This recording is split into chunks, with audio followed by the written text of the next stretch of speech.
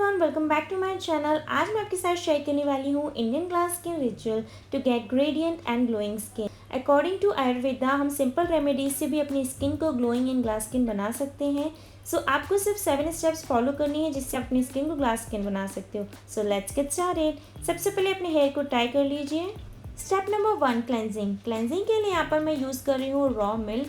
आपको raw milk cotton pad के help से अपने फेस पे लगाना है, जिससे जितना भी डर्ट हमारे पोर्स में है वो सारा कॉटन पैड में एब्जॉर्ब हो जाए। रॉ मिल्क में क्लेंजिंग प्रॉपर्टीज़ होती हैं जो हमारे फेस को और स्किन को क्लीन करने में हेल्प करती हैं। एंड उसमें लैक्टिक एसिड होता है जो रिंकल्स को रिड्यूस करता है एंड जर्म्स को फाइट करने में हेल्प करता है। अच्छे से आपको इसको लगाना है एंड देन वॉश कर लीजिए एंड उसके बाद पैड ड्राई कर लीजिए। अगर आपको फेस वॉश यूज़ नहीं करना है तो आप रॉ मिल्क यूज़ करिए, बहुत ही अच्छा होता है, प्लस मॉइस्चर भी उससे लॉक रहता है। सो गाइस, स्टीम करना बहुत ही इंपॉर्टेंट होता है। सो ये हमारी स्टेप नंबर 2 है। स्टीम से हमारे पोर्स ओपन हो जाते हैं एंड अगर आपको डर्ट बिल्डअप हो रहा है आपके पोर्स के अंदर तो वो इजीली रिमूव भी हो जाते हैं। अगर आपको बहुत ज़्यादा ब्लैकहेड्स की प्रॉब्लम है तो आप स्टीमिंग करना स्टार्ट कर दीजिए, उससे आपके ब्लैकहेड्स रिमूव हो जाएंगे easily after scrubbing. And also steaming से हमारे फेस में ब्लड सर्कुलेशन इंक्रीज होता है, उसकी वजह से रेडिएंट एंड ग्लोइंग स्किन बनती है। Now step number 2, scrubbing. Scrubbing के लिए यहाँ पर मैं यूज़ कर रही हूँ coffee powder 1 tablespoon and 1 tablespoon of yogurt. दोनों को मिक्स करके अपने फेस पे लगाइए। कॉफ़ी जो बहुत ही अच्छा इंग्रेडिएंट होता है जिससे हमारे रिंकल्स भी रिड्यूस होते हैं एंड फाइन लाइन्स भी रिड्यूस होती हैं। उसमें एंटी इन्फ्लेमेटरी प्रॉपर्टीज़ होती हैं जो हमारी इन्फ्लेमेशन को रिड्यूस करता है, प्लस आपके अगर पफी आई डार्क सर्कल्स हैं तो उसको भी रिड्यूस करने में हेल्प करता है। सो आप इस स्क्रब को आईज के नीचे अच्छे से लगा लीजिए जिससे आपके डार्क सर्कल भी इससे रिड्यूस हो जाएंगे। प्लस हमने इसमें यूज़ किया है योगर्ट जो हमारे पोर्स को टाइटन करने में हेल्प करता है एंड हमारी स्किन को रेडिएंट बनाने में हेल्प करता है। इसमें एंटी एजिंग प्रॉपर्टीज़ भी होती हैं जो हमारे स्किन केयर रिजीम में बहुत ही हेल्पफुल होती हैं। आपको इसको जेंटली लगाना अपने फेस पे, हार्शली मत लगाइए। एंड अपने नेक पे भी लगाने के बाद इसको अच्छे से वॉश कर लीजिए after 10 to 15 minutes with cold water और normal water and pat dry कर लीजिए। अगर हम स्क्रबिंग करते हैं आफ्टर स्टीमिंग सो उससे हमारे डेड स्किन सेल्स भी रिमूव होते हैं एंड पोर्स भी क्लीन हो जाते हैं। स्टेप नंबर 4, फेस पैक बनाने के लिए हमें चाहिए होगा 2 to 3 टेबलस्पून ऑफ मसूर दाल।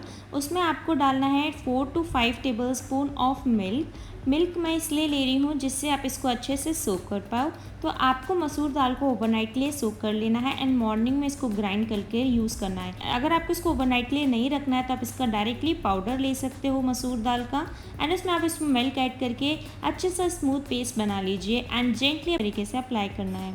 इसको आपको नोज़ एरिया में, अंडर आई एंड अपने फेस पे अच्छे से अप्लाई कर लीजिए, नेक पे अप्लाई कर लीजिए। इस फेस पैक को आप अपनी पूरी बॉडी में भी लगा सकते हो जब आप शावर लेने जाते हो, बिकॉज़ ये फेस पैक बहुत ही पावरफुल है, प्लस आपके फेस को ही ग्लोइंग एंड हेल्दी बनाने में हेल्प करेगा। मसूर दाल जो अमेजिंग स्किन क्लेंजर होता है एंड उसमें बहुत सारे न्यूट्रिशन होते हैं, विटामिन्स होते हैं, मिनरल्स होते हैं।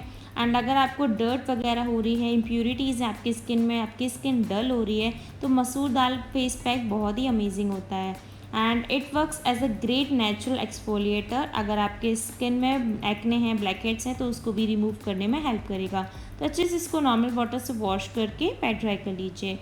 Now the next step is icing. Icing करने से हमारे फेस में अगर पफीनेस होती है स्पेशली अराउंड आइज़ वो रिड्यूस होती है। अगर आपको ऑयलीनेस हो रही है या एक्ने है तो उनको भी रिड्यूस करेगा एंड अगर आपको सनबर्न हो रहा है तो उसको भी सूट करने में हेल्प करती है। आइसिंग के बहुत सारे बेनिफिट्स होते हैं, जैसे कि अगर आपको स्वेलिंग हो रही है या इन्फ्लेमेशन हो रहा है, आपके फेस में अगर रैशेस वगैरह हो रहे हैं तो उसको भी रिड्यूस करेगा एंड अगर आपको रिंकल्स हो रहा है या एजिंग की प्रॉब्लम है तो वो भी रिड्यूस करने में हेल्प करता है। So the next step is toning your face. तो आपको कोई भी टोनर यूज़ करना है। यहाँ पर मैं दिव्य गुलाब जल टोनर यूज़ कर रही हूँ, रोज़ वाटर।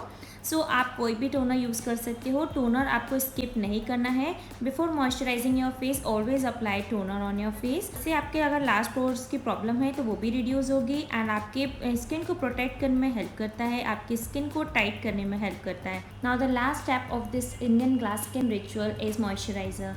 सो मॉइस्चराइज़र आप कोई भी यूज़ कर सकते हो जो भी आपकी स्किन टाइप को सूट करता है।